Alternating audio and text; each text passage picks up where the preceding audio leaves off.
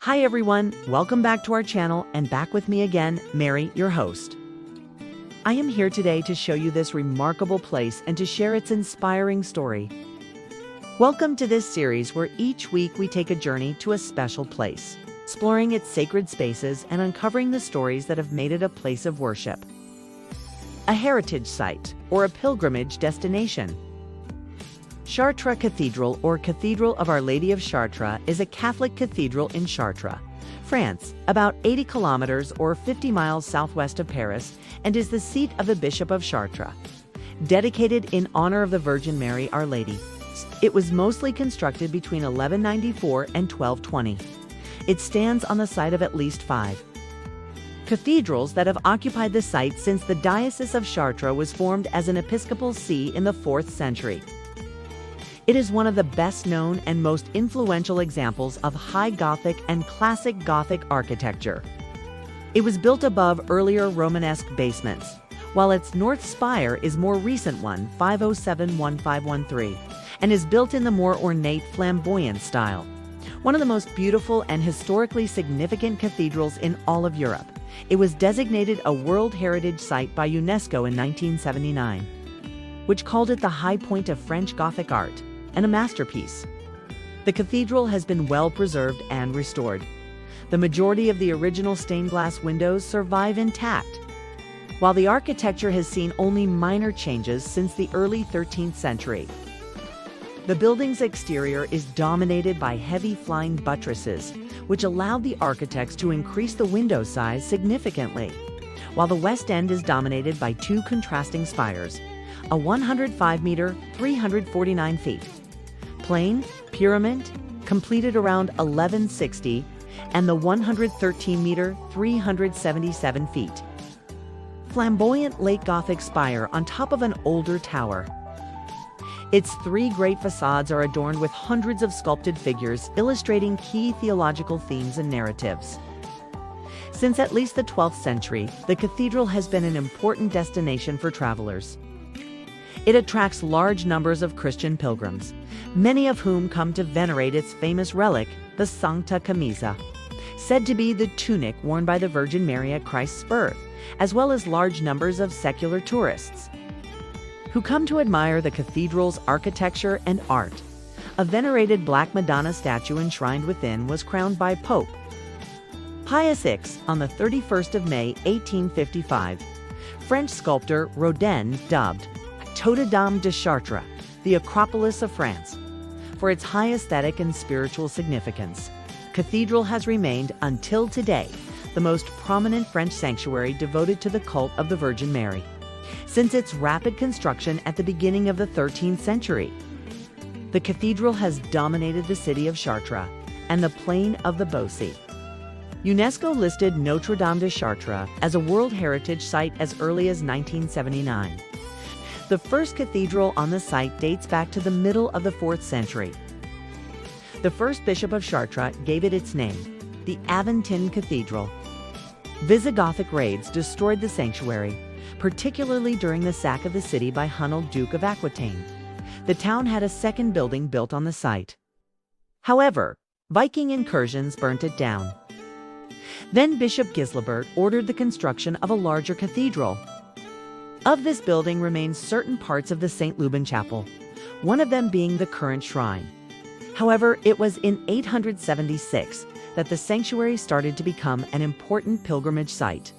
King Charles the Bald, grandson of Charlemagne, gave the cathedral the holy relic of the Veil of the Virgin Mary, or Sancta Camisa. This cloth, which came from Constantinople, had become the property of Charlemagne, who preserved it in Aix-la-Chapelle. According to tradition, this veil was Mary's shirt during the Annunciation. On the 5th of August, 962, the war between Richard I, Duke of Normandy, and Thibault-Lautrec, Count of Chartres, led to the destruction of the church. Therefore, a 4th sanctuary was built. And, to crown it all, it was in turn destroyed by the fire in September 1020. Renovations immediately started. Tenacious Bishop Fulbert built the lower church in Romanesque style from 1020 to 1024, still visible today. The consecration of the new Romanesque cathedral took place on the 7th of October, 1037, after Fulbert's death. The Great Fire, which destroyed the city of Chartres on September 5, 1134, spared the Romanesque cathedral. However, the religious authorities took advantage of the free space in front of the nave to extend the building. From 1134 to 1160, workers built the current facade of Chartres Cathedral, starting with the North Tower, from 1142 to 1160. They completed the remarkable royal portal and the South Tower with its lofty spire. As to the North Tower, the people called it the New Bell Tower because it only contained 2 levels. Unlike previous fires, the blaze of the 11th of June, 1194 spared the crypt, the majestic western facade, and its towers. Regarding the treasure of the Holy Relic, the Veil of the Virgin, people had lost hope of retrieving it. However, it came out intact. Popular belief interpreted it as a miraculous sign. The renovations coincided with impressive building momentum, which was not only felt in Chartres. Due to continuous finances, workers reconstructed the rest of the building at extreme speed. The Bishop of Chartres and its canons could rely on the flourishing agricultural activity of the Beauce. The construction of the cathedral benefited from the tax revenues collected from this prosperous farming activity. Moreover, Chartres was a critical crossing and stopping point on the routes of Santiago de Compostela, or Way of St. James. In 1594, the coronation of King Henry IV took place in Chartres Cathedral and not in Reims, as per tradition. At that time, the army of the Catholic League held the cities of Reims and Paris and put up resistance to the king due to his Protestant background. During the French Revolution, the treasure was plundered, and the lead roof was removed and melted to make cannons. Once sheltered in a reliquary of great value, the relic was vandalized. Revolutionaries had the jewels sold and the veil cut into several pieces before being sold as well. In 1836, a fire destroyed the old wooden roof structure, which was replaced by copper plates. Like in Metz, they remain today one of the unique characteristics of the cathedral. In 1939, authorities decided to lay the stained glass windows as a precaution. Fortunately, the bombings did not affect the cathedral. In 1979, nearly 8 centuries after its reconstruction, Chartres Cathedral became one of the first UNESCO World Heritage Sites. Today, Notre-Dame de Chartres remains an important pilgrimage site, particularly during the traditional pilgrimage of Notre-Dame de Chartres. The event takes place during the Whitsun weekend every year and attracts more than 8,000 pilgrims worldwide. They come to admire a part of the veil on display in the ambulatory, in one of the apse chapels. Furthermore, this spiritual dimension of Chartres benefits from its position on the routes of Santiago de Compostela. The market town is a stopping place for pilgrims coming from the north on the road from Paris to Tours. The central portal, or royal portal, constitutes the cathedral's main entrance.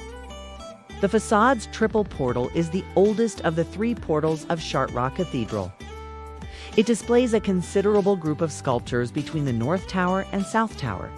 19 giant statues, 24 originally, and more than 300 figures form a decor in harmony with the cathedral's architecture. Behind the statues, the decor represents the last sparks of Romanesque style: interlaced designs, small columns, and acanthus leaves. The portal to the left is dedicated to the Ascension of Christ and announces the return of Christ. The central portal features the Book of Revelation. Its tympanum represents Christ in his glory and his apostles. In the upper lintel, angels descend from a cloud. The archivolts feature the zodiac signs and the month's labors. The central portal focuses on the Last Judgment Book of Revelation. The center of the tympanum presents Christ on his throne within a mandorla, an almond-shaped halo. The symbols of the 4 evangelists surround him. The lintel depicts the 12 apostles, while the archivolts portray the 24 elders of the Apocalypse. The right portal portrays the earthly incarnation of Christ. The lintel features scenes of the Annunciation, Visitation, Nativity, Annunciation to the shepherds, and the presentation in the temple. The tympanum portrays the Virgin and Child. The archivolts are carved with allegories of the 7 liberal arts and famous classical authors and philosophers associated with them. There are about 4,000 sculpted figures in Chartres. Cathedrals are known as the Bibles in stone. This alludes to the thousands of sculpted details that recount the Bible. Therefore, this is perfectly true in Chartres. The portals show exceptional details in all types of biblical stories. Let's not forget that in the past, all these statues on the cathedral's interior and exterior were polychrome. The south transept portals are consecrated to Christ and his church. The portal to the left reveals the martyrs with Christ appearing to Saint Stephen and the martyrdom of the saint. The central portal represents the last judgment with Christ, Mary, and John, and scenes depicting the procession of the chosen and the damned. The portal to the right refers to the legends of Saint Martin and Saint Nicholas. The north transept has the same layout as the south transept. The portals of the north transept have the Virgin Mary as their main theme. The central portal draws attention to Mary's crowning, which no canonical texts allude to. This theme first appeared in Senlis Cathedral before inspiring the cathedrals of Chartres and Lyon. The left portal reveals the Incarnation with scenes showing the adoration of the Magi and the announcement of the Nativity to the shepherds. The central portal represents Mary's crowning with a statue of St. Anne and Mary as a child on the trumeau. The portal to the right refers to the announcement of a Savior, with scenes of Job and the judgment of Solomon. À Chartres, stained glass windows are known worldwide for their famous cobalt blue color, clear and deep, known as the blue from Chartres. Chartres Cathedral retains the most extensive collection of medieval stained glass windows preserved in the world. There are 176 stained glass windows, including small rose windows, corresponding to a surface area of 2,600 square meters. This is yet inferior to that of Metz Cathedral, 6,500 square meters. 3 stained glass windows date back to the 12th century. They include inimitable cobalt blue colors. In fact, the secret formula for them is still an enigma.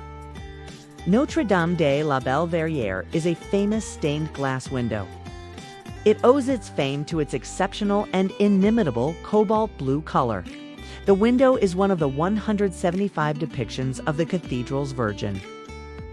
It narrowly escaped destruction during the terrible 1194 Great Fire. On this stained glass window, the Virgin overhangs the visitors at the height of 2.25 meters. The Virgin shows her child holding a book on which the inscription, Omnis Vallis Implibiter, every valley shall be filled, refers to a passage of Luke in the Gospel. In the middle, Mary rules on her heavenly throne. Beneath her throne, 3 panels recall the episodes of the temptations of Jesus, and 6 others recall the wedding at Cana. Finally, 8 other panels around the Virgin in Majesty show the angels glorifying the child king and his mother. At the highest point, the last of the 20 panels, the Holy Spirit, which is represented by a dove with a halo surrounding the head, shines over her. In the north transept, the rose window represents a virgin with a child surrounded by angels, kings of Judah, and prophets. Under the rose window, Saint Anne, mother of the Virgin Mary, carries Mary in the central lancet window. In the other lancet windows, they are surrounded by characters from the Old Testament. In the spandrels, you can see the arms of Blanche of Castile, Castilian Castle, and of St. Louis Fleur-de-Lis. These stained glass windows date back to year 1235. This rose window in south transept illustrates the first vision of the revelation of John 4, verses 1 to 11. At the center of the rose window is Christ in Majesty. The first circle represents starting from the bottom left in a clockwise direction. The lion, a symbol of Mark, the evangelist, the ox, a symbol of Luke the evangelist, man, a symbol of Matthew the evangelist, the eagle, a symbol of John the evangelist. The other stained glass windows represent angels holding censers. The 2 following circles represent the 24 elders of the Book of Revelation. Between these 2 circles are caterfoils with the coat of arms of the Dreux. The wealthy family donated the stained glass windows dating from 1230. As late as the 15th century, it was estimated that around 200,000 pilgrims visited the shrine each year.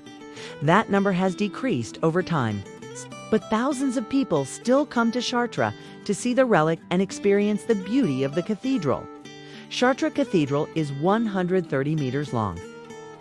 The nave, 16.4 meters wide and 44 meters long, consists of 7 bays punctuated by as many columns.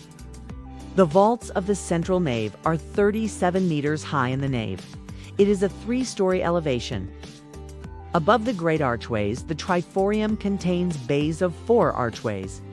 At the time of the nave's construction, the decision about the height came from ambitious research on finding balance in its design.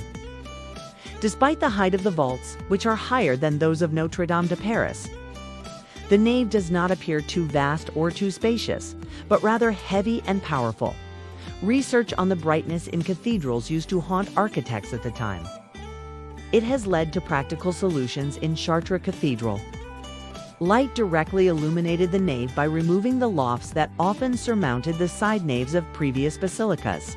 Therefore, the windows, divided into 2 lights and crowned with a rose, were left open. They were the most enormous windows ever built. This is the genius of Gothic art. As soon as the flying buttresses took the main thrust, it was no longer necessary to strengthen the building by using a superposition system of vaults. The side naves rise vertically. They allow the light shining through the aisle windows to reach the center of the nave, with archways that are 14 meters high. Are you planning a visit to Chartres? Entry to the cathedral is typically free, though there are charges for some special events. Opening hours are generally from 9 a.m. to 6 p.m., though these are extended during the summer months. There are frequent guided tours available in several languages. These last around 1 hour and are an excellent way of discovering the highlights of this great church, including the stained glass, sculpted portals, crypt, and towers. There is also an audio guide available should you wish to explore at your own pace. The cathedral also houses a crypt which contains the remains of several bishops and other notable figures. It was largely destroyed in the French Revolution, but was later restored. Chartres Cathedral is one of the most admired masterpieces of medieval Christianity. It was built at a time when Gothic architecture was developing and new techniques were being experimented with. The result is a soaring, light-filled structure that seems to reach for the heavens. No visit to France is complete without seeing this great church and its world-famous stained glass. So if you are in the area, be sure to pay a visit. Won't be disappointed. If you enjoyed this episode, please remember to subscribe and join us next time for another journey to a sacred space. Until then, keep exploring and see you next time.